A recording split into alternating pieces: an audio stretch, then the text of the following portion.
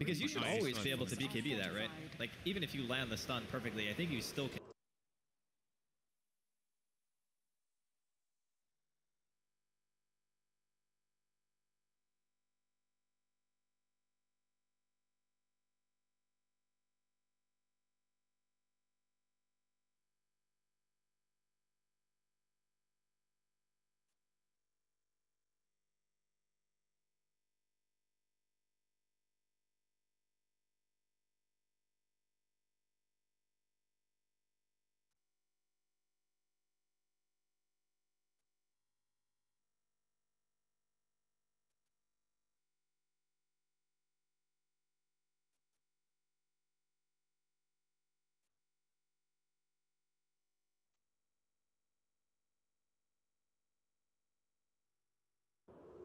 I can.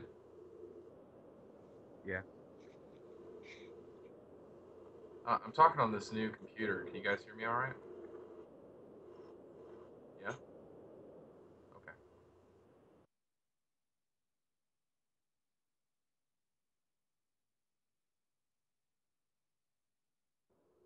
I can. Yeah. I'm talking on this new computer. Can you guys hear me all right? Yeah? Okay.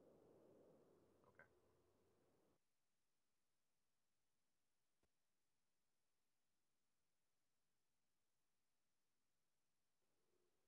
Yeah.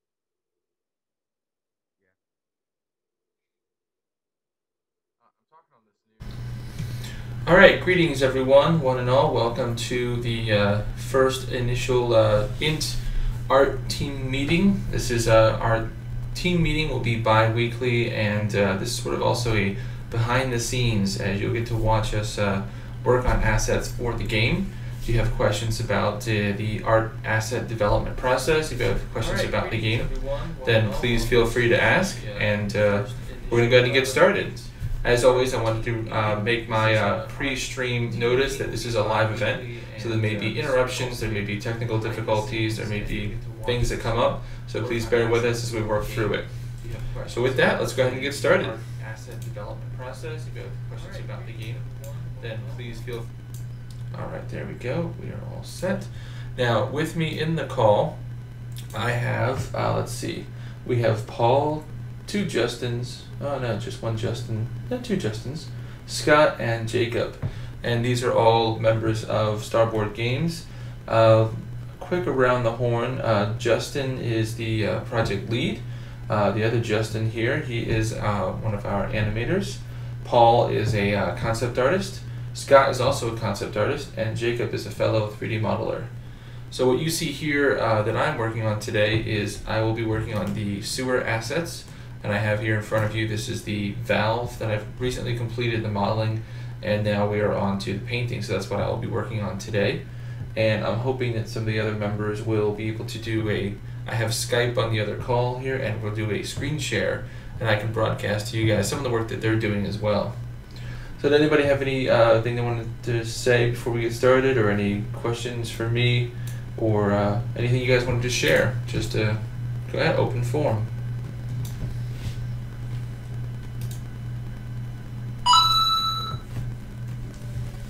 Thanks everybody for coming out and trying this out with us, and thanks for everyone tuning in and watching, and it's a good kind of behind the scenes look. Very capable. Okay. Any of the guys on the call, you guys have anything that you wanted to show the people? Scott, are you working on the tank perhaps? We'll give them a sneak preview of one of our upcoming events. Yeah, I have the tank here in front of me, kind of working on just now, kind of mainly focusing on the turret and getting that kind of rendered and all that jazz. Okay. Did you want to do a screen share with me, and then I can broadcast it and we can show the people? Sure. Okay, in Skype towards the bottom there should be a plus symbol, and you can say share screens.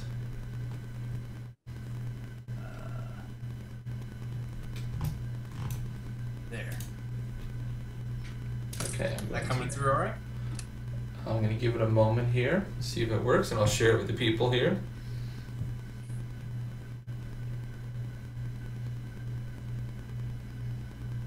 Still thinking about it, so I'm going to keep going. Let's add a mask. There we go. Okay, so I'm going to move this over, let you guys see here. So here, Scott is working on a tank for us that I will be modeling at a live event coming up soon. Once we have the concept done, I'm going to do a little bit of a pre-stream analysis of it, make sure that we know what we're doing before we hit the web live with it to show you guys. But you'll see this coming up in maybe a month's time. You'll see this as a live event that we'll be modeling it. So it's looking really nice. I like the reference you have there for the materials. And Scott's put a lot of thought into how the machine would work, and we went back and forth together and figured out the best possible layout for it, and I think it's coming along nicely. Anything you want to tell people about it, Scott? Sorry, let me just check. Yeah, I mean, it's kind of, the idea behind it is that it's a worn and kind of like rusted hunk of metal. Hence the references at the top there. Kind of working on getting some like the paint flecking off. In fact, almost all the paint is gone on the main turret itself. But the turret is based upon some new designs, or sorry, a new concept that's just been released by the US Navy of their railgun. And so you can kind of see, oh, sorry. You can see on the side here, there's kind of, wrong brush. There's like these kind of panels on the side, and that's kind of like the supercapacitor that charges the railgun, which, you know, then the projectiles kind of fire in front there. I mean, the good thing about railguns as well is that, yes, you know, you have specially designed ammunition for it, but because there's no actual explosion happening, it's just literally just a huge hunk of metal. You can literally put anything in there, and so, you know, this is a tank that's out there being used in warfare, but it's, you know, if they run out of their slugs, they can just like take a big chunk of metal and just throw that in there, and it'll still fire just the same way. So yeah, that's kind of the idea going on. You know, there's a couple like bits up here where they kind of had to patch the magnetic rails and put the things back in, and a couple patches here, and then on the actual side of the tank itself, you know, you have the thermo dump panels where, you know, all the heat, because, you know, like any electromagnet, there's a lot of heat that's created from it that kind of is on the side there and gets dumped out, and as the tank's moving along, the air rushes past it. And then on the top, you kind of have some kind of, you know, right now they're looking at ways to harness electrical magnetic energy that's in the air from like Wi-Fi devices and whatnot. And so that panel that's on the top is kind of like a way of recycling any extra energy that's wasted by the turret and then putting it back into the supercapacitors on the side there. But yeah, just kind of working away with it, playing with it, and going to start doing a top-down view and getting that going. Okay, excellent. I saw some comments from Justin in the chat there that he's saying it should not have treads, it should be a hover tank. And I could see that, but I could also argue for maybe a hover tank that has some formulation of the treads that are still... Oh, no, it should have treads. Okay. I was going to say, if it's a hovering tank, you could go for a hovering tank, but then still have some treads that do slide along the bottom, because you can use regenerative braking to actually generate electricity, so even while it's moving, it's generating the power it needs to power up its next shot. So that kind of stuff is really cool. I like the fact that we're taking modern day technology and trying to extrapolate it to the future, that this might be a brand new weapon of today, but it's an older, you know, kind of a, you know, last ditch tool of the future. So excellent. Well, thank you for that. I appreciate your explanation there for everybody, and It's what I want this kind of thing to be. I want, I'm working on stuff, and I do the streaming, but I wanted to show people what everyone on the team is working on as well. So that's an excellent job there of that. Okay, let's get back to what we're working on. And there was some chat. Let's see. It's Cartel, 67 years old. Yeah, there's a lot of lore that we have behind these objects, so that's why. There's a lot of detail, a lot of heart and soul put into them. So, okay. If anybody else has anything that they're working on that they want to jump in, please feel free to do so. Sure, I can show what I'm working on. Sure. We go and share screens.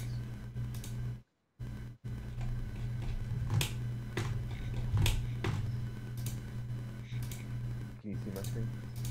Not yet. I'm gonna give it a second to boot up, and then I'll take a look. There we go. Okay, I'll bring this over. So this is Jacob, our other 3D modeler. So take it away. Show the people what you're up to. Alright, so I got this concept art for one of the hover cars in the game, and when I got the car, it was done by another artist, but they here. I had to go in and basically change out some of the stuff and make it optimized for the game. There's a lot of unnecessary geometry, so you just basically took it and got all the excess lines out of it and everything, and then I bring it into ZBrush because they have the new Z modeler. So you're able to go in there and basically turn this stuff into very high res, starting with your low res, and easily take it down and add a lot of geometry to it, and easily add in the circles and everything like that by split ringing and all this other everything, which is really helpful to 3D modelers. So that's basically what I've been doing, just taking it piece by piece and changing it and adding to it so it fits within the whole concept of the environment that we're going for, the aesthetic feel. Excellent. Yeah, and I know Jacob sent me along the low poly model, and I'll be unwrapping it for him, send it back over, so when he's done with the high poly, he can do the texture bakes really quick, and then I will take those into Substance and start doing the painting process for those. So is the high poly complete there, or is it you're almost there? I'm almost there. I'm just doing the body right here. Sure. Once I get that done, which is pretty close to actually being done. Just trying to figure out, the body looks really plain, even the concept art. So it's trying to figure out what to do with these lines here, if they're even necessary or they can just be painted on with the texture. They don't really add too much to it other than just busyness, but like on the engine part here and on the hood part here, or the glass part, I wanted to add stuff. So I'm just still trying to figure out what to do with the actual body. Right. Well, the important thing is not to clutter it with things it doesn't need, but when you do add things that it needs, things that you can do are always look at component seams. It has to have a way that it's been constructed, so things like nuts and bolts and rivets and screws, even on a sleek high fantasy sci-fi object, it still needs to have some kind of way that it was constructed. It can't just be one solid piece of metal. And then think about inputs and outputs. So where would the charging port be for this? It needs to have a way to get power. It needs to have, like an air release, just like cars have mufflers, where the exhaust comes out. So it has to have, ins and outs, has to have ways that it's put together. And then think about accessibility, like when this thing comes into the shop to be repaired, how do they take it apart? So there have to be certain considerations in the construction for how would it be disassembled in order to be repaired. So keeping those things in mind really help when building it to add to the realism of the object, even though it's a fantasy object. Right, and that's what I did with some of it, like with this engine. I had thought that this piece here, this arm that actually attaches to the body, so you have the railing here that it can slide on to adjust itself, but in this piece, the arm is actually connected to here, so it can just slide back and forth on like 2 different axes almost. Right. So that's kind of what I was thinking for mobility and everything. And then the hood can slide back and forth because it has railings. Yeah, absolutely. Yeah, I So like I've been those. thinking about that kind of stuff. Is just I don't want to, like you said, I don't want to clutter it with too much, but I also want it to all look the same because if this has detail and then the body has no detail, so I'm just trying to figure out how to add without making it look overly done. Correct. Yeah, a couple of those simple body panel seams I think will help a lot. And I try and follow the 30-70 rule. So you should have 30% of the model should be places for your eye to rest, and then 70% is things to look at. And that way, if you have that variation, then it helps you kind of work your way visually across the surface as well. So I think the panel seams and a few other little things, and I think it'll be looking nice. So I'll get to that unwrap for you as soon as I can. That way we can move right along with the process. So Awesome. excellent. Okay, and let me back to the chat there. Okay, so if there's anyone else who would like to share, just again go ahead and jump in. I'm gonna continue with what I'm working here, and that should go under here. So what I'm doing here is working on the valve, and as you can see, I brought in a material that I made in Substance Designer for cast iron. I spent most of the morning kind of researching cast iron, figuring out how it's made in the real world, and then trying to replicate that for the digital realm. So I brought that in, and that's going to be my main material that the entire object is made of. And then over top of that, I'm going to have a paint layer, and then I'm going to work at chipping away that paint layer, adding dirt, scratches, dust, etc., and working our way through it. Okay. So what I've done here is I've isolated the bolts. So the bolts are in their own folder, and I can turn those on and off, and you can see those. So I paint one, paint them all kind of thing. So that's really good. And on the main layer here, I should really put these things in that folder. So let's do that. Come on, drop. There we go. So what I have here is the sub layer here is the cast iron, which you can see over most of the surface. And here you start to see these little flecks of paint. That's because I've added a layer here that will be my paint layer, and it's just a base metal, and I can change its color. So I'm going to change its color here, try and make it that red that I saw in the concept art. And if I can bring up my concept art, where's mine? Here's my concept art. So this was just an image I found online of a pipe valve, and this is what I've been working off of. So as you can see, I'm just building from this point here upwards. So I'm building all of this, and this, I'm ignoring this, and this will be my pipes. And the way that, oh, sorry, let me move this so it's not, my face is not covering it so much. So what I've been doing here is I'm ignoring the pipe because I've modeled the bottom of this in such a way that it can intersect with any pipe. You can move it at any angle, as many as you want, any kind of variation that you please. So this will be red with some scratches through to the base metal. I'll have some steel for these colors, and then I'll make this blue just as a, follow through, and then the base material on the bottom. So that's my concept there, so I'm trying to work with that. So what I have here is the red material, and I've put a mask on this, and then I have a paint wear effect on the mask. So what it's doing is it's taking this and saying, okay, but now I want you to eat away at this to show what's beneath. So I've been working with this to try and find a suitable solution to how much. I think I want it to be pretty high, in fact.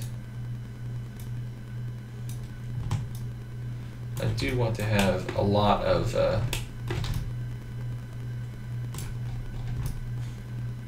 it show through. It does not seem to be. Oh, that's interesting. Okay.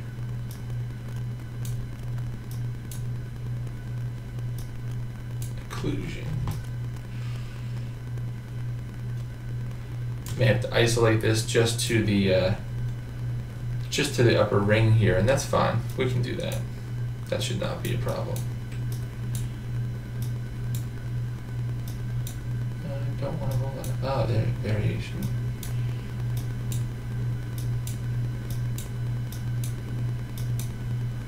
Okay, so let's see what happens if we include this just to the upper variation there. So I'm going to make a new layer. Put it under the main. I'm actually going to make a new folder as well. Let's call this ring. This will be the ring that you grab to rotate. Okay? So put the ring under the main. I'm going to put this new under here. And the ring, we're going to add a black mask, and we will UV this. So U and U. I think that's all that needs. We can check it here. When we hover over, you can see it brings a drop down and shows you what you've selected. So that's what I'm going to be using. And I can test this by making this bright red, and it should only show on there. If I hide this, let's see, main fill. Ah, yes, okay. So I thought I could be more organized than I could, but I can't. Okay, so there we go. So that's looking really nice. I am gonna have to also add the intersections there. So let's do that. The nice part is here I can click on the model or on the UV sheet. It turns out to be really helpful. So there, this is in sort of a brand new state, so we want to chip away at this. Pardon me. So this is brand new, and we want to chip away to reveal beneath. So I'm going to add another layer here. I'm going to put it beneath. Oops, no, in here. There we are. I'm going to find my material down here. And it's the only one that's called iron at the moment. Well, that's not true, but it's the only one that's fully called iron. So it's nice and easy to find. So throw that in there. And now the idea here is I'm going to take this, add a black mask, so it's solid black at first, and I add a generator to this mask. There we go. Now the generator, to pick what we're looking for. So I'm looking for maybe messing up of the edges. That looks pretty good. Let's try a couple and see which ones we like best. Edge speckle, edge wear. Now edge wear seems to be having difficulty with this particular shape. As you'll notice, it kind of keeps everything, and then I get just the middle. And if I lower this, you'll see what I'm talking about. So I think what I might need to do is actually raise this up and do an invert. But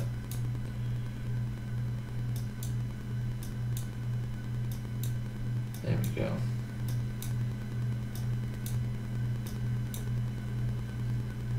Getting a little closer there.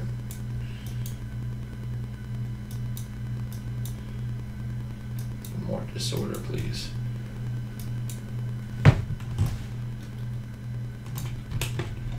Trying to chip away at it, but does not seem to want to be. Well, let's jump around, see what we can get.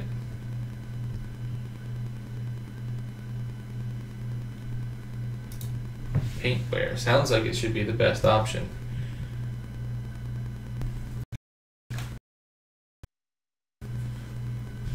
Let's see if that works. No, not quite getting. Seems to be extremely worn off. Like the paint is almost not there anymore. And we want kind of the inverse. We want a fair bit of paint. So let's see what we can do here. So variation is just a variation in the size. There we go. Getting a fair bit closer. That's getting a little better. Okay. What does my radius do? I'm not really seeing a difference. Well, I am, but I'm not at the same time. Okay.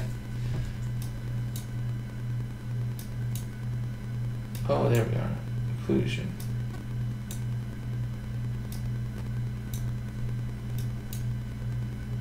There we go. Let's lower that quite a bit.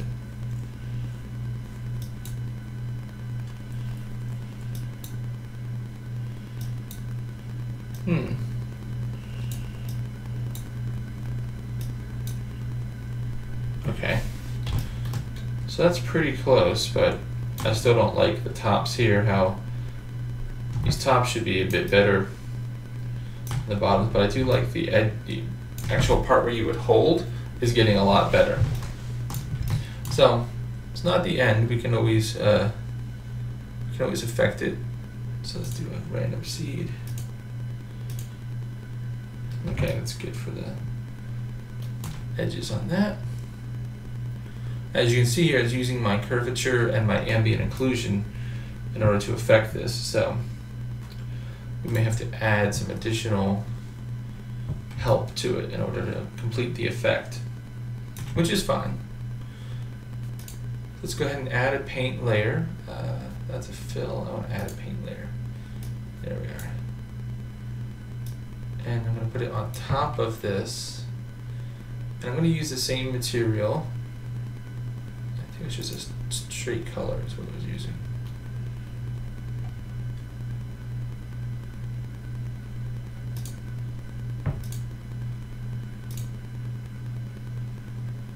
Yeah, just a base color. Okay. There we are. So now I can paint directly on the model. So I'm just going to go to the top here, and I'm going to paint. Because I want this paint to be kind of back. I don't want it to be so worn off the top. And it doesn't matter that it looks like it's unrealistic at first, because we're going to add some dirt and weathering to it. So it's okay if it looks like it's too much right now, because we need to have a solid base to then pull away from. So there's always adjustments we can make, which is awesome. Absolutely love this software, and I cannot recommend it enough to anyone who is getting into 3D art, 3D painting, anything that involves creating assets. This algorithmic set of tools is absolutely phenomenal. I used to be a Quixel fanboy because they have done a fantastic job as well, but it's sort of, once you played with these tools, you really don't want to go back. There we go. So what I've done here is I hit the C key on my keyboard, and what this allows me to do is it allows me to see one channel at a time. So I'm just seeing straight color at the moment. And now this will allow me to make some changes, adjustments to just that channel without having the other channels affecting it at the moment, so it helps me see it a bit better. So like over here I can say, oh, this is good, but I'm going to break it up a little bit with a little bit of extra. There we go. And I want these tops to be pretty solid, so that's what I'm doing. And there's a faint line in between them, and I wanted to make sure that I covered that completely. So I'm going to go ahead and do that. I apologize, my voice sounds a little messed up. I just got over a bit of a coughing spasm the other day, and I think it's back to normal now, for the most part. Okay. So does anybody from the chat or anybody from the team have any questions about Substance, about the painting process, anything here that I'm doing that you're curious about or have questions about?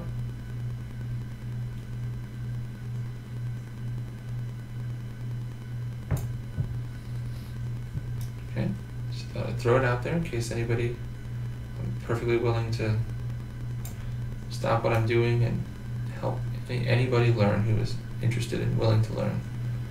Absolutely all about that. Yeah, Jacob says it makes them want to get the program. Yeah, it is awesome. And the fact that it can actually do the bakes automatically for you. Would it be, what's really useful for 2D work? Actually, Designer could be. Painter, I don't know, but Designer definitely could be. And I'll move over to Designer in a moment, because I want to show the people how I made the iron material. So I'll move over there in just a moment's time. The amazing thing about being able to paint in 3D that I just did there was I actually was able to paint directly over top of a seam. So even having seams in your model is not that bad anymore, because I can just paint right over it. I'm keeping an eye on the bottom here especially. I want to make sure I don't miss opportunities like this here. You'll notice here that as I get close to this other object, I'm not actually painting on that because I'm on this layer which is being masked from above. So I'm only able to paint on the areas that are in white here. So I can be kind of sloppy from the bottom, and I'm not going to mess up other things that should not be red at the moment.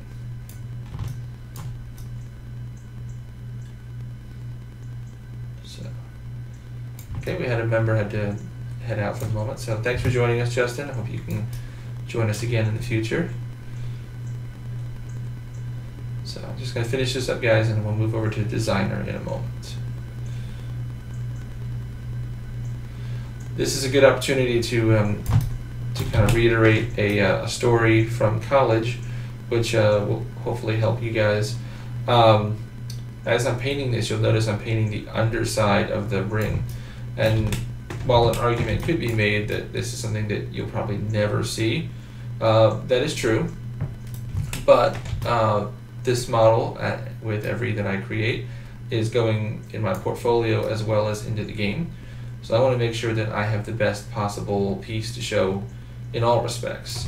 And a good example of this was in college. We were doing character modeling, and I had a classmate criticize one of my models because I had UV space allotted for the bottoms of the character's shoes. And I spent the time to research and actually took pictures of my own shoes to get the the threading, the treading on the bottom.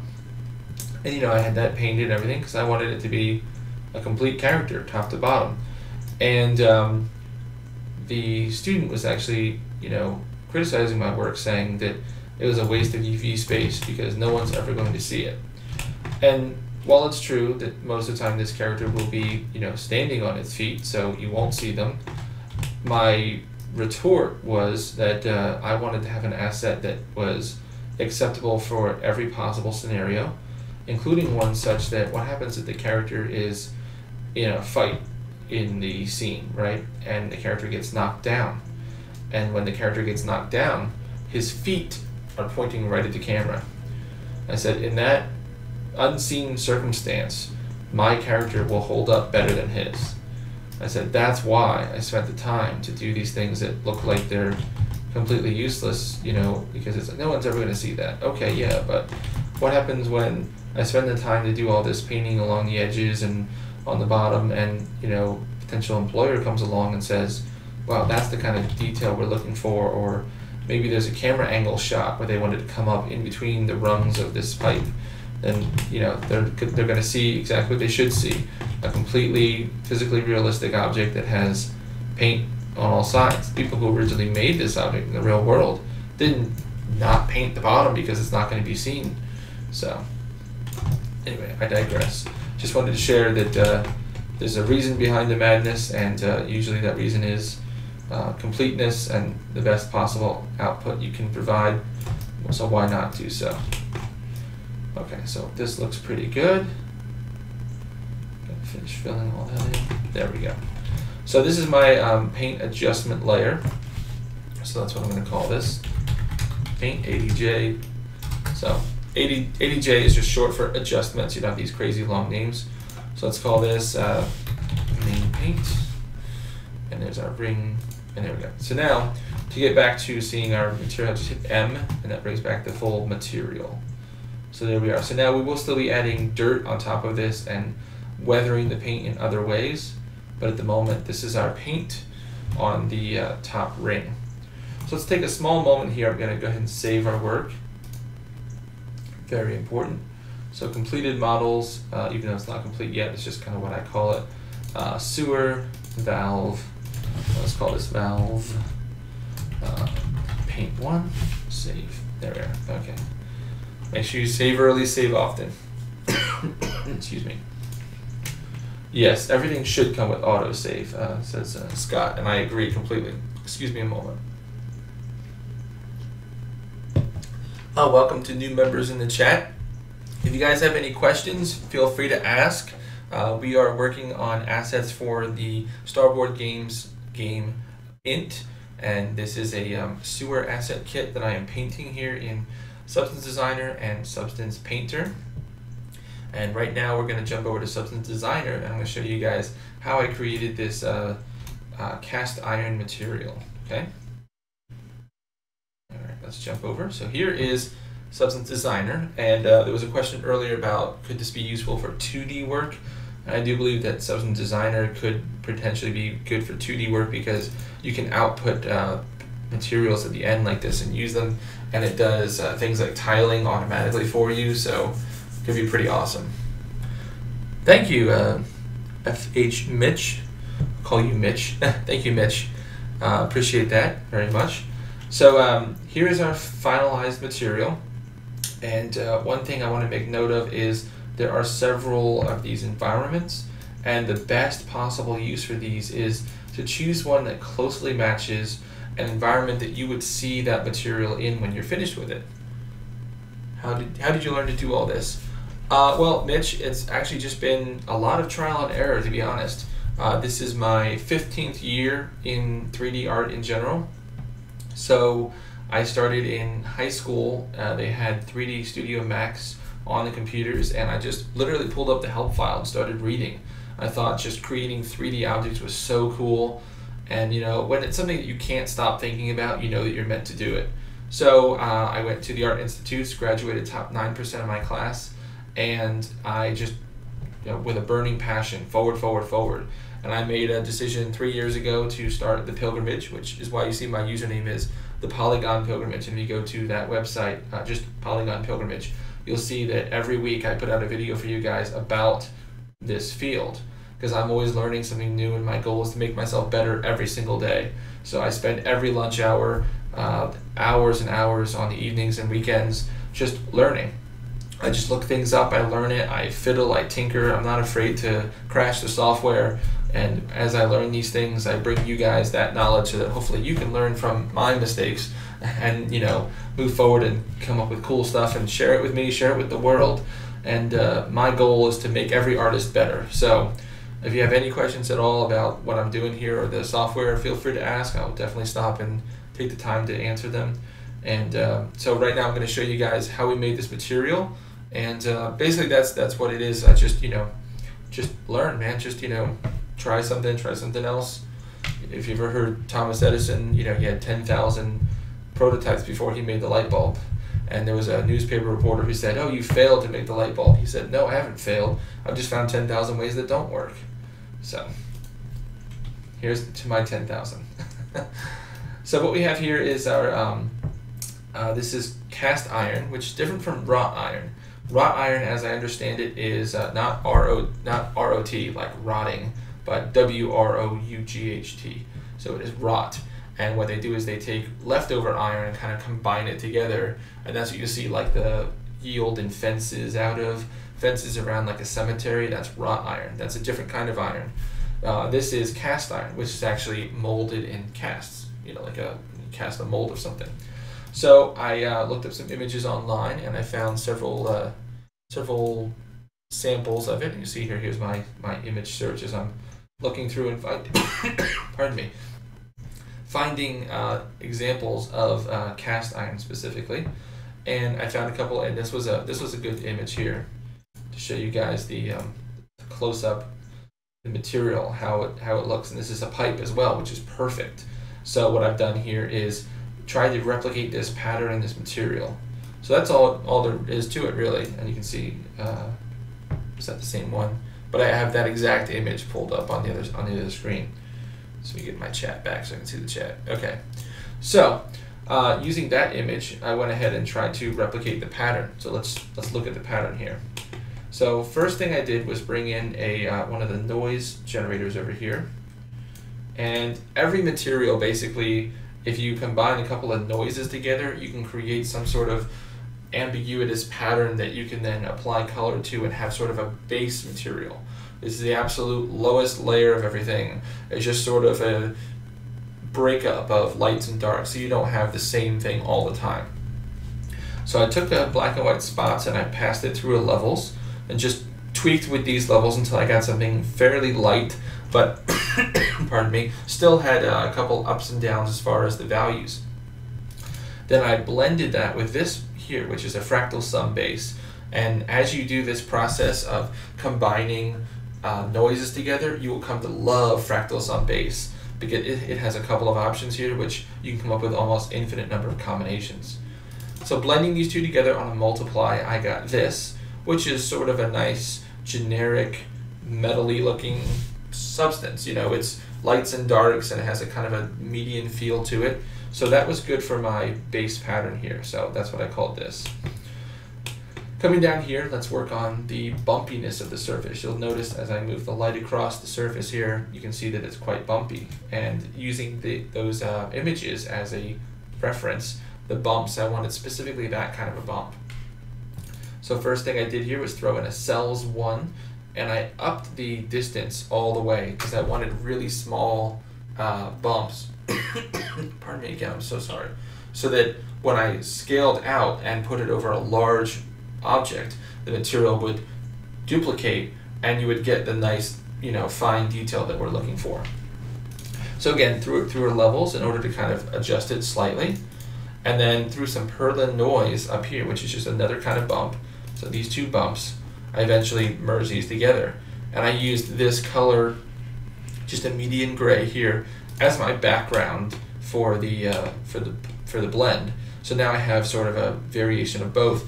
And you'll notice that this is quite close to that. Well, it's the same, but quite close to the image we were looking for. We have some bumps that are close to each other, and then immediately next to the bumps have some valleys. So hills and valleys all over the place, and you get this material. Now up here, combining that with our generic base up there, you get this sort of a feature.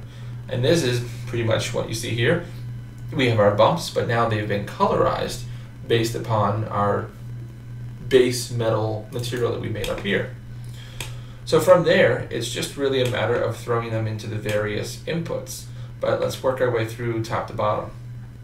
I wanted to pass the base material through one more levels to adjust it one more time, independently this time, so that I can have the individual pattern, and then this levels can allow me to adjust up or down the lightness scale. So I can have a lighter material if it's been more exposed to sun, or darker material if it's been a different kind of iron, or if it's not exposed to the sun. And finally, to make a differential between the actual paint, not really paint in this sense because it's a raw material, but the paint of the material and the actual bump which goes through the normal map, I passed it through this chunk I called variety.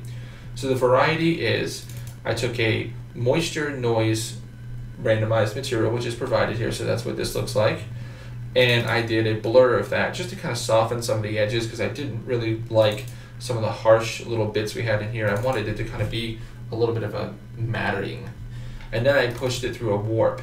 And what the warp does is it took the input, our input here is this guy here, our original here, which has been slightly darkened, and the other input is this blurry. So the blur is actually going to push this, and what it does is it pushes it around. You get this nice kind of generic flakes on top of each other kind of look to it.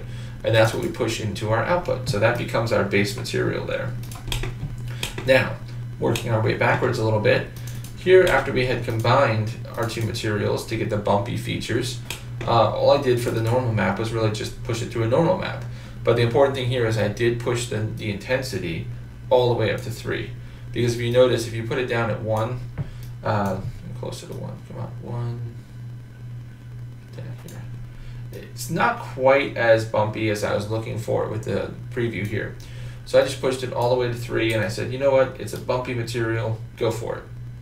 So that's what we did there. Now to get our roughness and our metallic, you'll notice they're pretty similar, actually pretty close to one another at the moment, but I made the ability to change these, and this is sort of my standard procedure for roughness and metallic, is I take our height map information, which is essentially what we eventually push through into the normal map. I take that and I feed that into a blend of a uniform color and that material. And the reason is now, if you look at this and I go back here and pardon me, and adjust this, you'll notice the changes happening up in the left there. It's getting a lot more wet and slick. And I bring this out closer to what I'm looking for, somewhere in this range. I now have control over the final product by just changing this color. Now these have to remain grayscale values, but it works fine for me, and our material looks awesome. So here's our final result, and if you notice as I move the light around to get a nice lit face there, there we go. It looks right at home in this scene. It looks like it could be, you know, a pipe coming out of the floor. So I think it looks pretty good. And if you guys have any expertise or any you know, anything you know that I don't that would make it better, please let me know. I'd be happy to make adjustments, changes. You know, I'm by no means an expert. I'm learning every day, just like you guys are. But this was my attempt and my end result here. But I've taken this and we've pushed it over here, and now here it is applied to our object. So you can see all those layers finally working together to create this effect here. I think it came out pretty nice, and I'm fairly happy with it. So does anybody have any questions, anything you'd like to see, anything that I went over that you'd like some clarification on? Anybody from the call who's still with us?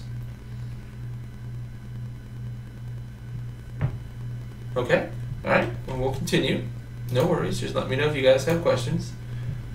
I'm still here. I'm just watching. In awe, correct? All right, so.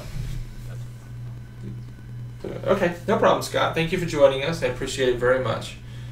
All right, so we have here, I'm going to put this as, this is our cast down here. So our ring here, we're going to continue to work on the ring. So we have a base layer of the cast iron, and then we have our main paint on top of that with the edges chipped away. Then we have an adjustment to that paint on top. So now on top of all of that, we want to add a dirt. So let's see how we would go about doing that. I believe we can add a fill layer. And I think there is a dirt, several dirt materials. Let me take a look here. So let's do some shopping and look for something dirt, which would help out. Metal, not really. Maybe we'll just do a simple dirt of some rust. That'd be good. Definitely need some rust. What programs am I working in? This right here is Substance Painter. The program we were just in is Substance Designer. And then I work in 3D Studio Max, ZBrush, and Unity for the most part. So I think this is a little on the small side. Let's see if we can't make this a little bit bigger details. That's pretty good. And this should be very, very... I keep wanting to use the wrong key for this. They switched up the keys with the new version, so...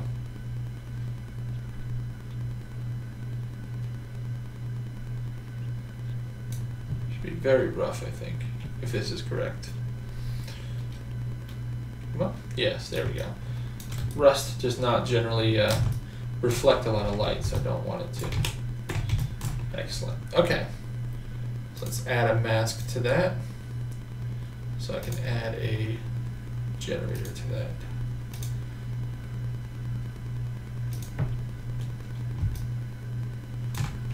Okay.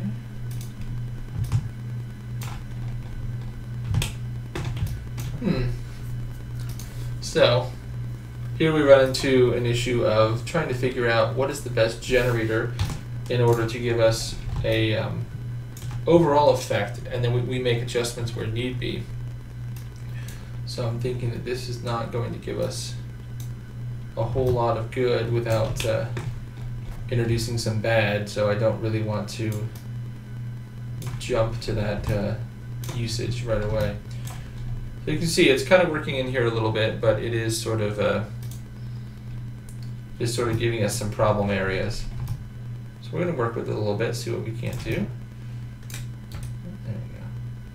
I think one problem is that the base material, the main paint, is far too specular. So let's up the roughness on that. Anytime you see this line here at the bottom, that means it's calculating.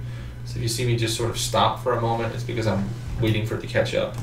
I don't want to do too much and then have false sense of security that something actually worked when really it didn't. Pardon me. Okay, so metallic wise, this paint should not be very metallic. We confirm that. Again, wrong key. Anytime you see that come up in the corner, is because I'm holding shift and left clicking, which used to be the key to move the light, but now it is right click. Again, I just upgraded, so pardon me, I might do that quite a bit. Alright, so I don't want that to be metallic at all. It is paint. It should not be metallic. And we'll make it extremely rough. Okay, that should do quite well. Now, what I need to do is this grease. This grease is not really working too well for me. We may have to lower it quite a bit.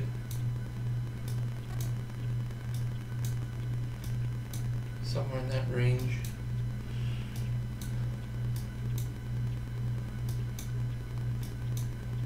There we go. And weathering is a very tedious process because you want to make sure you add just enough so that it looks and feels realistic that it's been affected in this way, but not so much that it looks like you just went crazy and didn't know where to stop. So that is a difficult process. All right, so we're going to do some hand weathering and see if we can't make it look a little better than this. So we'll hold on to that, but I'm going to show you some hand weathering. So let's add with the plus here, which means it is a paint layer. So we'll call this dirt. And even though it's technically not dirt for the second one, I call it dirt light and dark. Okay? What I'm going to do here is go to the dirt dark, and I'm going to change my brush to the dirt brush here. And if you zoom in, you can see it actually shows you the shape that it will be on. So I'm going to up this quite a bit, somewhere around this range. So I don't have to click too often. And we're going to do a base color. Turn this down somewhere in this range. Not quite black. You should never go full black. Somewhere in that range is good. That's excellent. And I don't want to affect the... I do want to affect all that actually. I do want this to be quite rough. And the height is fine. Okay. So now, what I'm going to be doing here is actually hand painting in some dirt. Do you see as I click?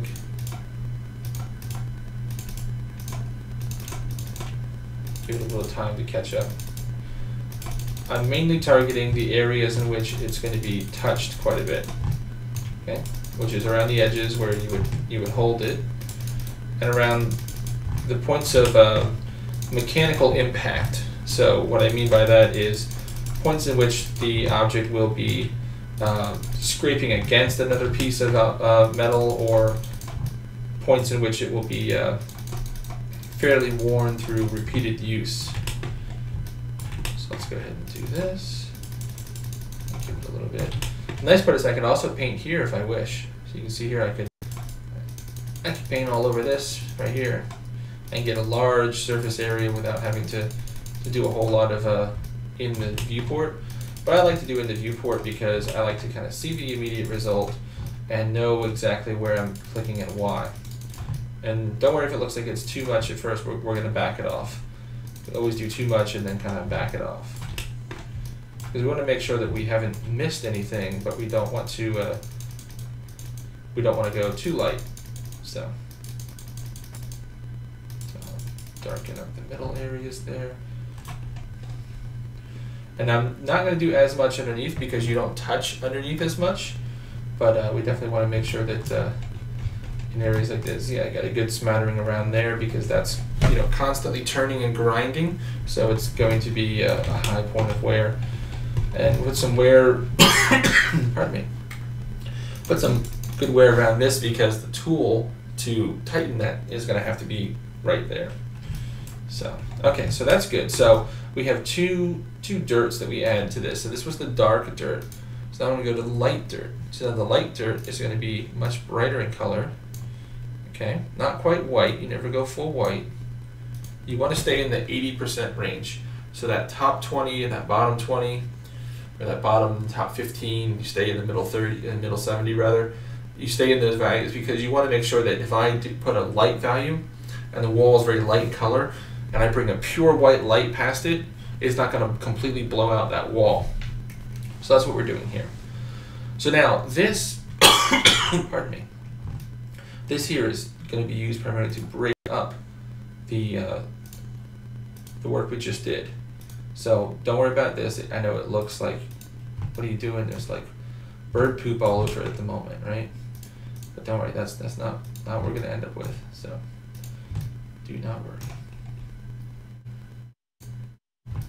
It's going to be used primarily as a eraser type of tool, so you'll see.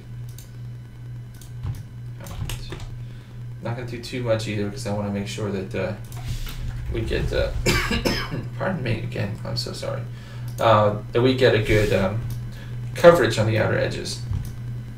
So that'll work for that. Okay, so now this looks terrible at the moment, so let's go ahead and fix it. So the adjustments we have here are in these layers here. I can set this to any one of these here. So if I go to say like a multiply, if I multiply now a white value down over top of a dark value, what I'm going to get is actually sort of a little bit of an eraser effect. It's become quite lighter, but we still have dirt in general on there. So that's what I'm looking for. So now this dark dirt here, I'm going to go here and I'm going to say multiply to that as well. And you can see that's not quite what I'm looking for, but I can also drop the value down a bit. Now the problem with the opacity is it removes the effect entirely. So let's just do a darken. Not too bad. So I drop that. No. Play with it a little bit. Overlay. No. Not at all. Nope.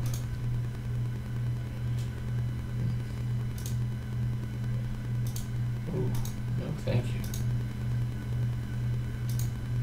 Okay. Let's go ahead and leave it. I had an idea. Try something real quick.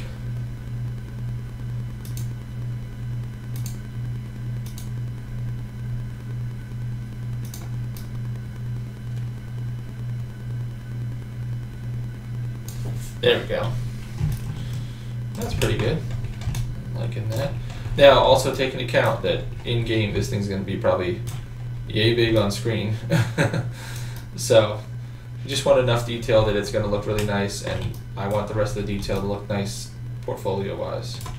Not a fan of this streaking that occurs. So I'll probably come back later and see if I can smooth that out. A little bit of a blurring effect. You can always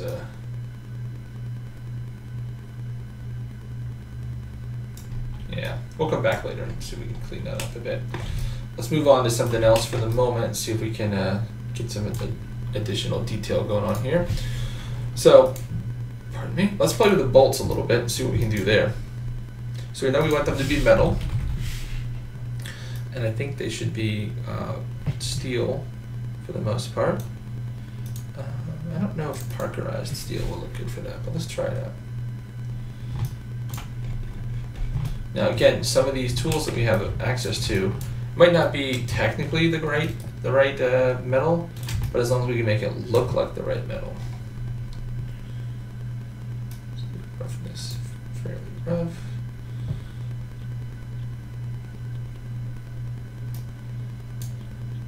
Fairly aged.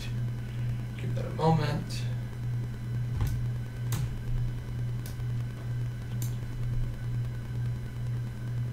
Give it another moment.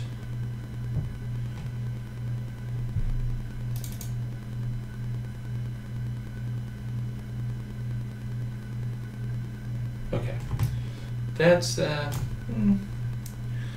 quite what I'm looking for, so let's try something else. Experimentation is a big part of it. And sometimes you land on happy accidents, so definitely don't be afraid to try something and just see how it comes out. If find a good solution for this. I think we're going to use it on the middle, that screw-in part there. I'm going to use it on that. Let's see here. OpenGL. Let's add some rust. Add a fair bit of dirt. Some scratches. Come on. Lower that. Okay, I gave it a bunch of commands. So now we'll wait a moment. Let's see what happens with that.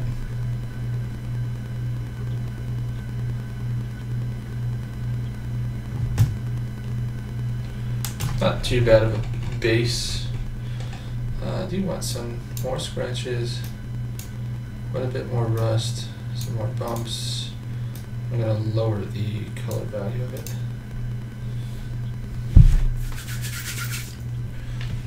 Again, amazing software, guys. Highly recommend it. It's definitely a solid part of my tool bag, and I can't imagine working without it nowadays.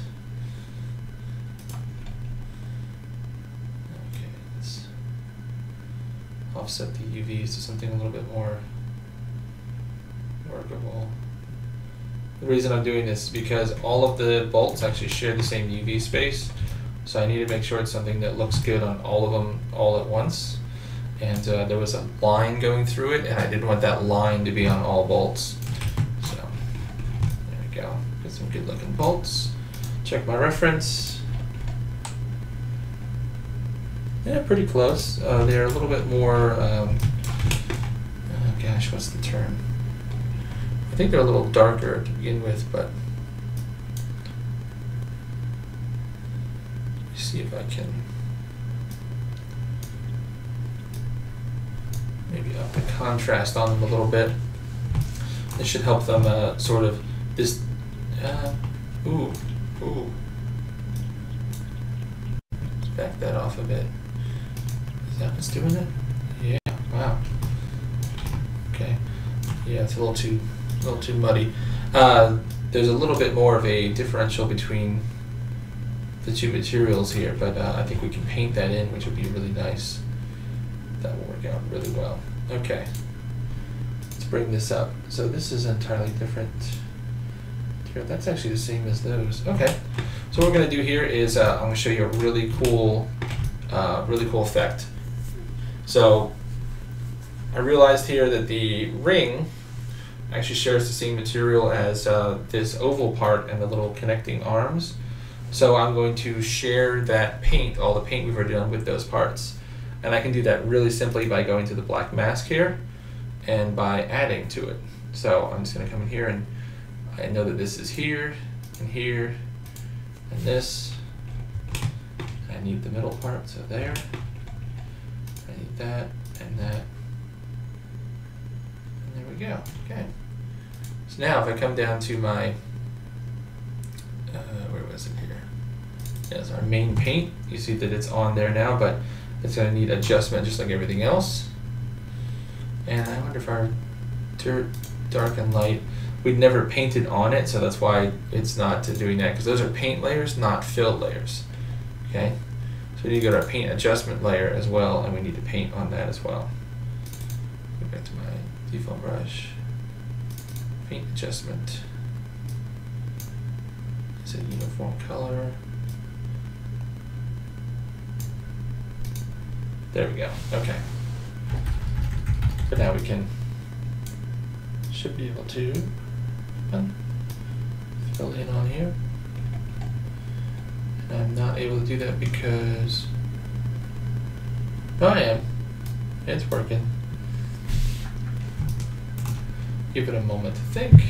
Maybe it's catching up with me. Oh, so Zeal, pardon me. This software is Substance Painter, and we've also been using Substance Designer here to make our base material, and then I brought that material over into Painter, and I use 3D Studio Max for all of my modeling, a little bit of Photoshop from time to time, but primarily I can do most of it in here now, so there's no real need to, and then use Unity for my gaming engine of choice. So right now what I'm doing is I'm creating a sewer valve. I zoom out, so this is the full valve here. And we are painting the this little middle part here. I'm not quite sure even what it's called, but we're painting it. Whatever it's called is getting painted. And it is choking on the painting process. Let's give it a moment just to catch up and see if it rights itself. Yeah, there we are. Okay. You just needed a second. So these things are the same coloring as the top, and then the middle guy here is a different color, and then the rest of the material is just a raw iron, and we've already painted the bolts, so we might make them a little bit lighter in color though, because they are kind of they're kind of dark still.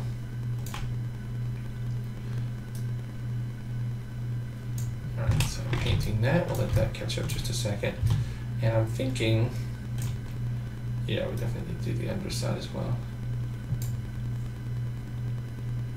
Well, Unity is a game development engine, so it has the ability to import 3D assets that are generated from external software. And then you can combine them with code and with game engine lighting, and then you can create games that way. So it's sort of a game development software instead of a 3D designing software necessarily. It does have some very primitive, and by primitive I mean, you know, cube, cylinder, that sort of thing. So you can create primitives in it as your sort of architectural, if you were to go with that sort of a route. But it is sort of limited in that way because it's not really designed to do that. But I'd recommend if you're getting into 3D modeling, you could do something like Blender, Max, Maya. I mean, there's dozens of them by now. I happen to use Max because it's what I was taught, it's what I learned, and so I ran with it and said, okay, this is what I'm going to learn. All right, so let's go ahead and paint that.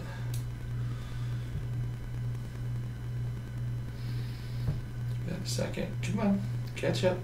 I see the bar moving. Move faster, bar.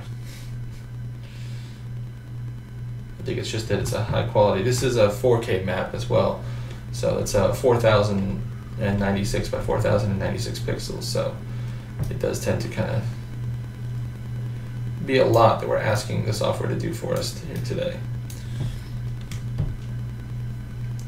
All right, so I just filled in the paint here on the 2D graphic view. You can't quite see it because it's my head's over it, but over here is the bottom of this, and so I just kind of painted it in on that side.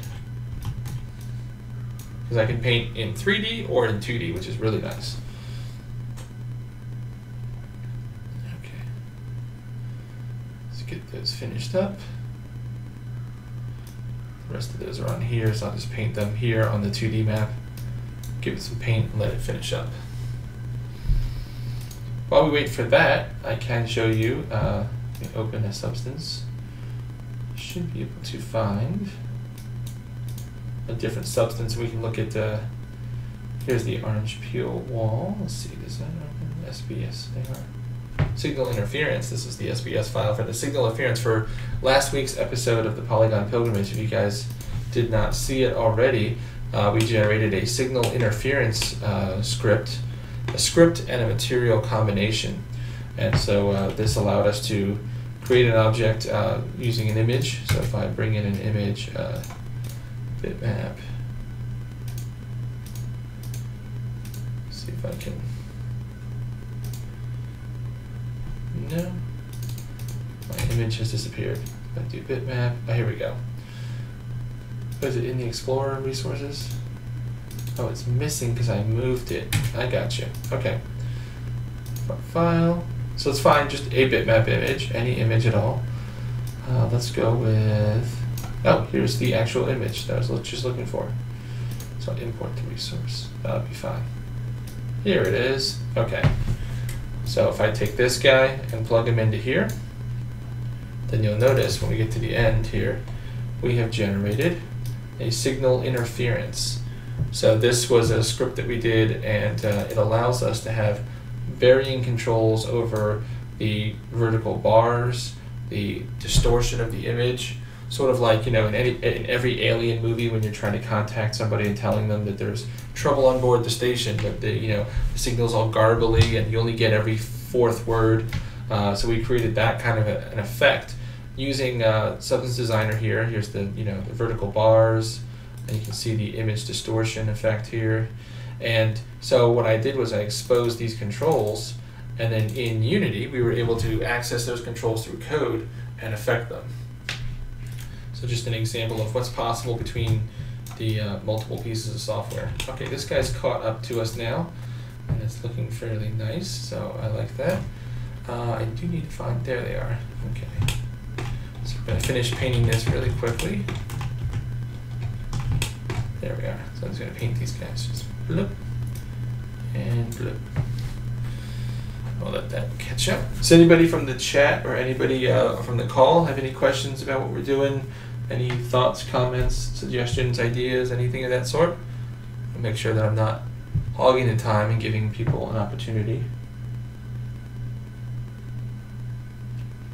Still just kind of soaking it all in. Just wanting to build the game. Okay. I don't have anything on my end. It's looking great. Is anybody in the chat for Twitch? We have with us in a Skype call here. We have some of the members of the design team for the game. So this is for a game called INT from Starboard Games. Oh, I see why it's not doing that. So I need to add those to here.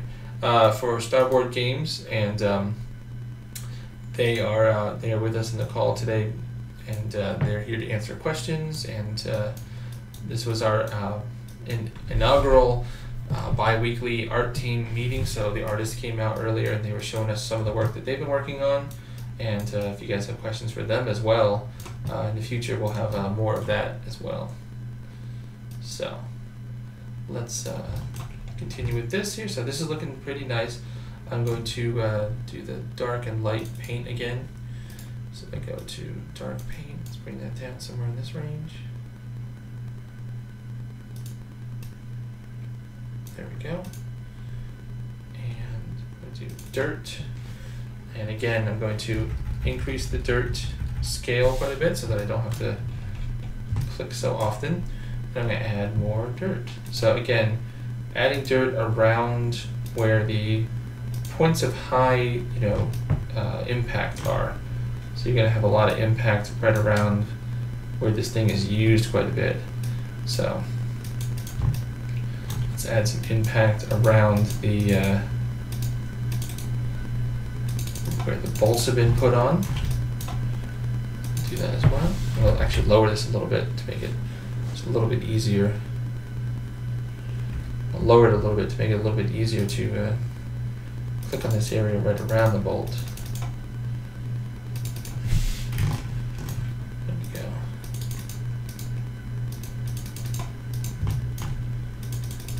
Excellent. Okay. And we can add some along the edges. Just kind of breaking up the design a bit, making sure that we have some realism to it. It's a dirty object that's been in a sewer for a while. Should not be perfectly clean. The other side as well. Dirt and dust collects for sure.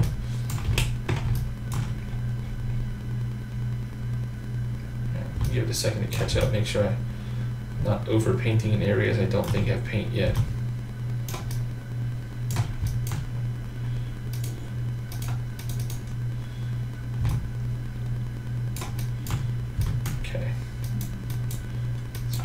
Some of that in. We can even paint right over here, which is nice. If I lower the size again. Software is choking. There we go. Lower the size again. I can paint some dirt directly on the mask in here.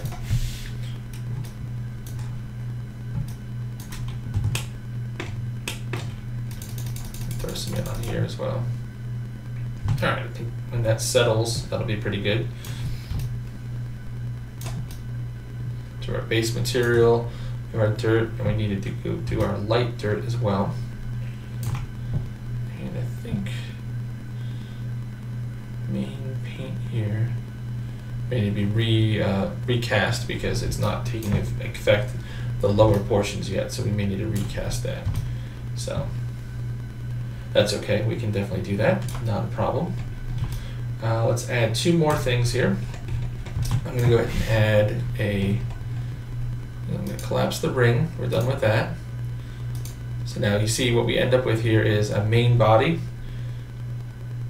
Which if I hide that, you should see what comes in and out of that. So that's the main body. And then we have the ring and the bolts. And so I'm going to add another folder. I'll call this the shaft. What you talking about? So this is just for the middle shaft here. So what I'm going to do here is open this up a little bit. Scale out. There we go. Okay. So I'm going to add my mask to this. And using UVs, I'm going to add things to the mask. So I want this. I want this. I actually want the top of this as well. So I'll click twice there and there. That should be good for the shaft. So now, if I add a fill layer, I put it underneath this, this will mask down to just that, so you'll see what we get here. If I can successfully zoom out. There we are, okay. So just that center shaft is been highlighted here, and so now we can put some paint on that as well. So I'm going to give this sort of a generic metal, and I'm just looking for the ability for the threading to really be shown quite nicely. I think that works pretty well right there. I'm actually quite happy with that. Wow, that came out nice rather quickly. I'm going to lower the, or rather increase the roughness a little bit, lower the specular content of it again. Okay, there we go. Maybe up a little bit more.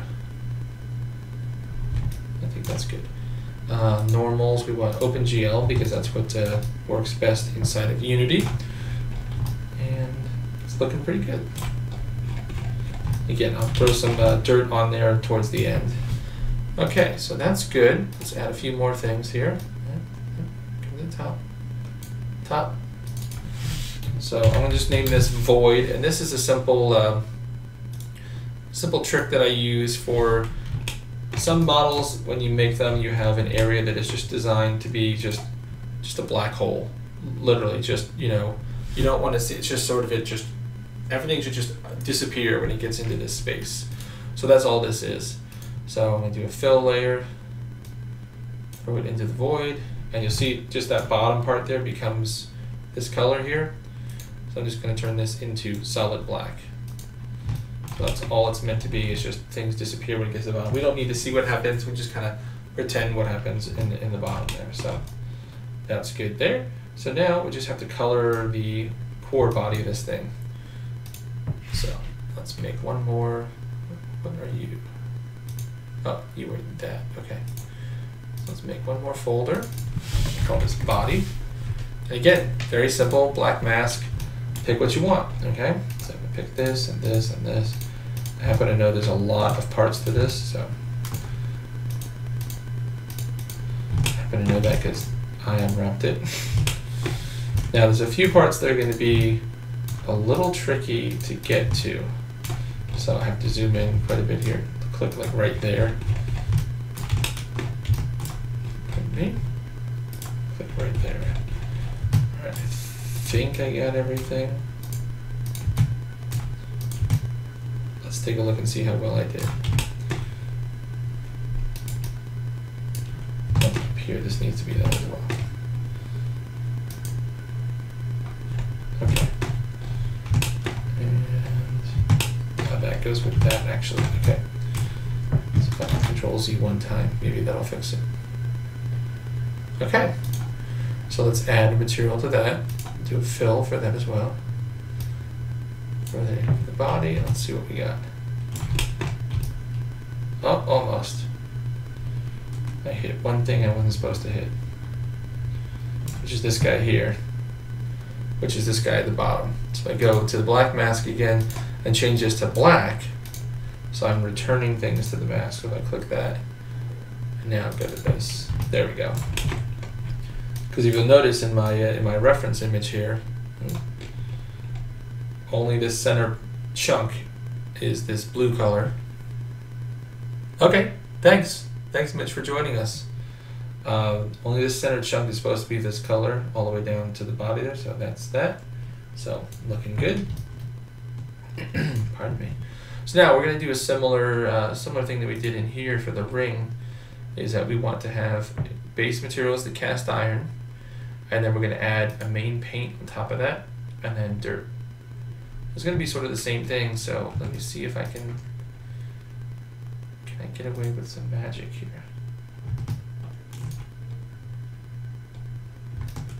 This would be pretty cool if we can get away with this magic. Well, the dirt we won't be able to get away with. And the grease actually looks terrible still. I don't want the grease. Okay. So not as much magic as you would think. Okay. So I'm going to copy these layers. And I'm going to go up to my body. And I'm going to paste these layers. Put them in the body. So if I hide this,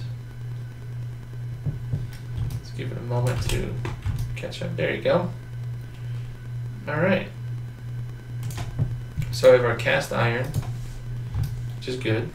It needs some adjustment though, because it's on. I think we did all the way to 8. But yeah, that's what we did. Okay. So the cast iron is good.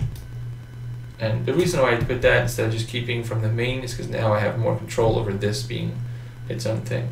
And now we have the main paint, which something seems odd about this. Ah, well that's what it is. Okay. Okay, so yeah, what I'm going to do here is remove this mask. Yeah, remove the mask. So now it's solid color. Let's pick our color. So I'm going to do color pick. Pardon my cursor being off screen. There we go, something like that. So that's going to be our base color for that. And now I can add back in the black mask.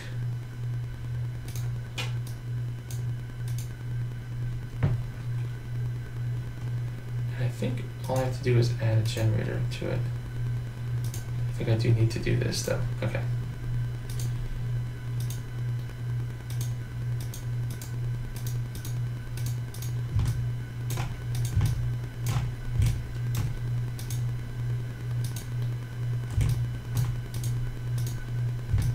Okay, there we go.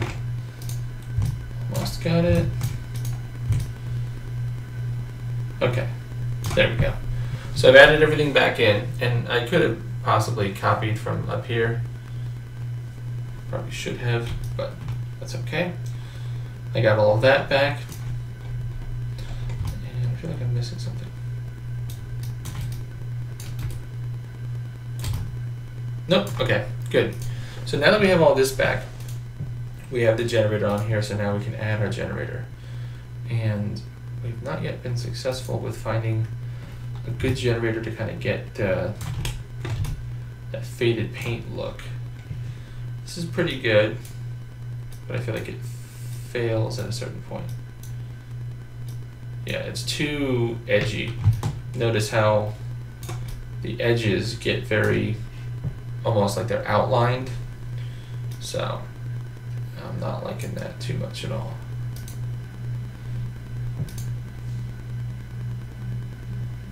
Need something a bit, I think that's what we went with before, was the edge wear, and it sort of fails as well.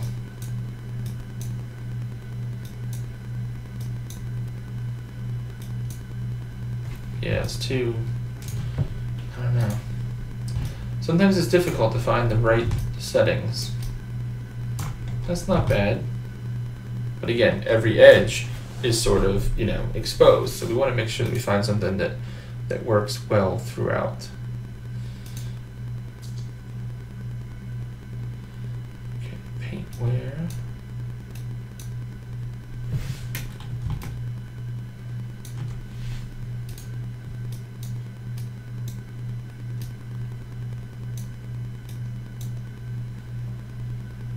Not bad. Works better in some areas than others, you know? nice contrast to this, and we can chip it up and fade it out a bit with some dirt. Should be good to go. Let's do some adjustments to it. There we go. Get some more. It's okay. You can take away some more. There you go. Yep. Faded paint is okay. That's pretty good. Okay, so now we're gonna just add some dirt on top of that, and it should be pretty good to go. So we don't need this anymore. This was just to kind of test, figure out where we're at. Okay, looking pretty good. Now let's add some dirt to this guy. So I'm gonna add a layer here. Dirt. Oops. Let's see. Dirt dark. And my dirt dark, still have my dirt brush selected, so that's good. Uniform color is still selected. That's excellent. And I do want this to be very, very rough, which we're already set. So again, same kind of song and dance. I want some dirt around areas that are going to be highly used and abused, probably around the edges here. See somebody scuffed it up. Oops, don't want that because it's too... There we go. A little bit of selective dirt. Never hurt anybody. Oh, it looks like I'm painting the center shaft by accident. Let's go back up to my mask here and let's undo that. There. See how easy it is to make changes too. That's another reason I love this software.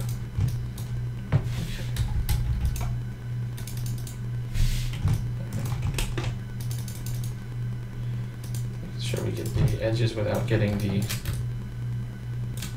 that. That's what I don't want. So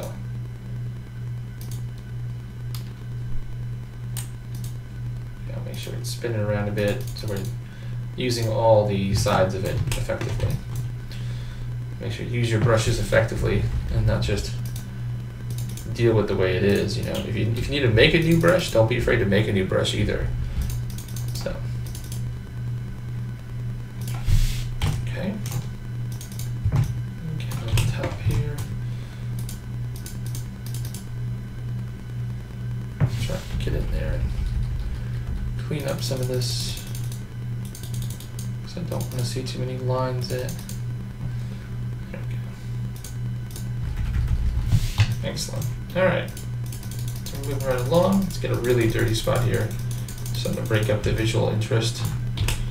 Something happened there. You know what? Right here, around where the there's some smaller dirt around where the paint is actually flecked off.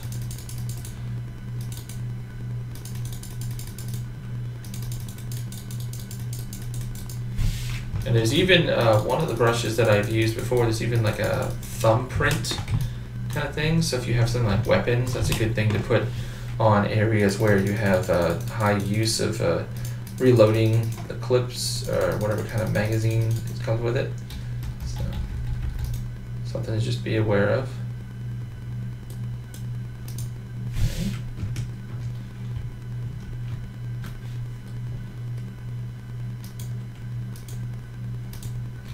There we go. Using some of the new tools there.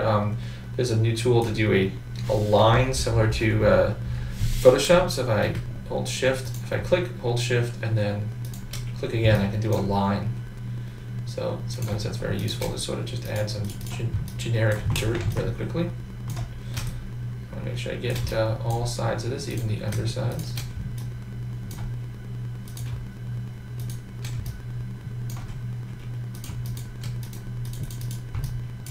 Okay.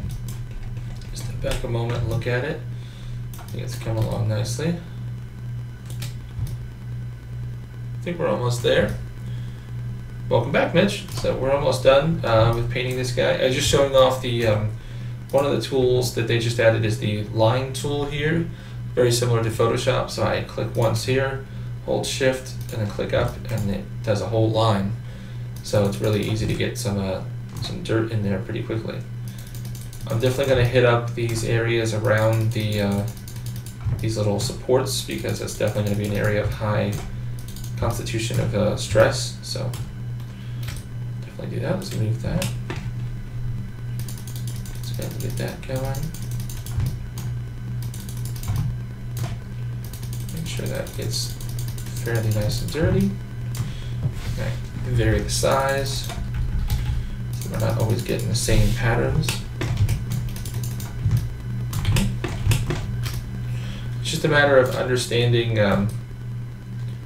how the object is used. Like the inside of here is going to be fairly dirty, so I'm going to really dirty that up quite a bit, because this is an area where a lot of grease and things is going to accumulate. So as you understand that, some of it's for visual interest so that it's not all the same color all the time, and some of it is understanding how the object is used and how it maintains itself in the real world. And you can add things like leaks. There's leak brushes which will do physically based leaking of the model, which is just insane. So now instead of having to actually hand paint this stuff, you can actually get it to kind of do your job for you, and it will generate leaks. And it will even accept the normal map as part of a physical, even though it's not really physical, which is just awesome. So in here I can just paint in here without having to disturb those edges. So I'm just going to do some of that, make it really dirty. Make it very dirty in there.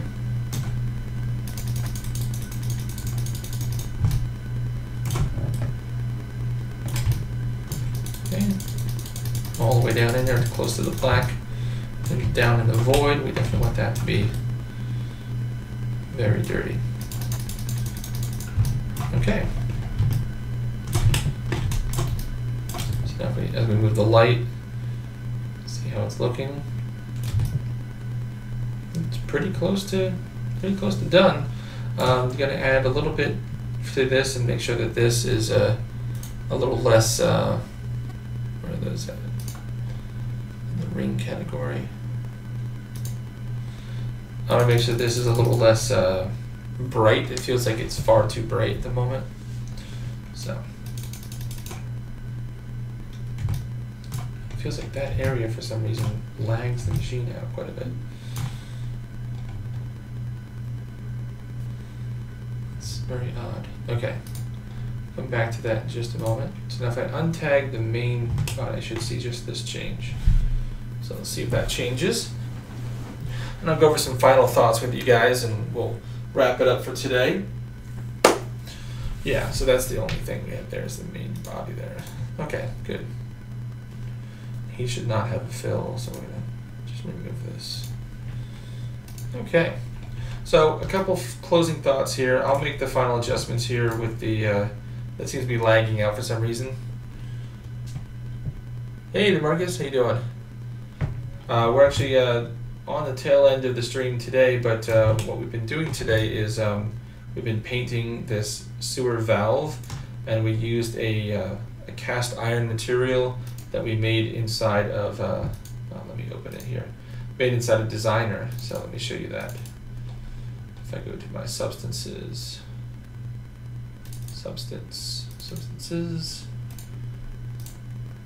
polyiron. Changes, yes. So here was an iron material. How many times a week do I stream? I don't stream multiple times a week. Honestly, my full-time job keeps me pretty busy, but I am looking to get back to streaming probably once a week or once every 2 weeks. I have every other Friday off, so that gives me a chance to kind of get things ready and settled. So I might do some midday streams. Maybe I'll stream a little bit of my work during the day, and then during the evening time, either that evening or on Saturday would probably be the best time for me to stream. Usually my wife is working, I have time to just be here and share with you guys. So definitely keep an eye on social media. Find me on Facebook, find me on Twitter, and I will be announcing there my streaming schedule. And anytime that I decide to stream, I'll let you guys know well in advance, you know, a day or more in advance. I'll let you guys know, and that way you guys can be here. Absolutely. Glad to have fellow pilgrims come join us. That's why I called it, by the way, for anybody who is brand new, that's why I called it the Polygon Pilgrimage. It's not meant any sort of religious, you know, offense to anyone who might be from the Middle East part of the world, but it is a pilgrimage in the truest sense of the word. A pilgrimage is a long-standing journey with no discernible end. So that perfectly describes the way I feel about my artwork. Is it's a journey that will continue and just will continue. There is no good enough. Good enough isn't. That's one of my mottos. Is you can always be better, do better, learn more. So that's what we do. So anybody who wants to join me on that journey, I consider you a fellow pilgrim as long as you're willing to show up, work hard, and learn, and be gracious about the learning process, then you're more than welcome to be a part of it. So earlier we made this material, and we brought it over into here, and we've been painting our object here, and I think that this is a pretty good, anyhow, I'm going to take a print screen here to share with people, to show them what they missed if they weren't here. So I thank you guys for joining me. I'm going to shut down here in a moment, but I will post images of the final product. I will post the iron material. It'll be free for you guys to look at, pull it apart, see how it works, use it for yourself. If you do use it in a commercial product, all I ask is, shout out, point people to the pilgrimage so that they can get better as well. And thank you guys for joining. I thank the guys from Starboard Games who have been with me, who have been here. This has been our art meeting technically, but I just kind of stream and show you guys sort of behind the scenes of working on the materials. How do you learn Swiss Designer? YouTube, and I have a subscription to Digital Tutors. So those guys are fantastic. I learned directly from professionals, and then poking and prodding and just sort of learning it. And I have a good friend of mine. Give my friend John a shout out. He wasn't able to join us today, but that's okay. He and I both sort of had this friendly competition to see who could learn the most about the Substance programs the quickest. And of course we share with each other everything that we learn. So he was very instrumental in getting me spun up. So I think it was a great learning experience, and it's obviously a fantastic tool. So definitely pick it up. I have some tutorials on my channel, on my YouTube channel as well, on various parts of Substance. I think recently I did one about the masking that I've been doing here. And if you guys have questions or things that I have not covered yet but you want to learn, just ask me and I'll make a tutorial, or I'll learn it and I'll make a tutorial and show you guys. I see you on trial version, you got to buy the software. Well, no, I am buying the software. So it says trial, or it says 29 days remaining. It's not a trial version. I'm on the wonderful thing about Substance, Algorithmic, I tip my hat, is it's actually a buy as you go sort of thing. So it's a $20 a month subscription, but at the end of, I think, 16 months, I own the software, because every time I give them $20, it works towards the total. It's not software where you have to pay every month and just continuously. There will be a point where it's mine. So they offer that, lease to own kind of option, and I think that's wonderful. I think for people on a budget, when they're trying to get these softwares to learn the new things, to share it with you guys, I really appreciate that from them. And so that's what it is. If you go to the website for Algorithmic, it's hard to say. If you just look up Substance Painter, Substance Designer, you'll find their website, and that's what they offer, is the ability to buy it outright, or you can pay as you go. And that's what I'm doing. That's why it says 29 days. But on the 29th day, when I go to log in, it says, whoa, you got to log into your thing. I go, okay. I type in the thing and say, verify online, and I'm right back into the software. So it's not like it's going to go away at any point. So to answer your question, I am buying the software. I'm buying it slowly, that's all. So I appreciate you guys coming out, and I don't see any other questions in the chat over there. So I hope that helps you guys. Hope that helps you guys a lot, and I appreciate you guys showing up. And so with my closing remarks with every pilgrimage episode, keep practicing, guys, get better, and I'll see you next time. And thank you once again for joining us today.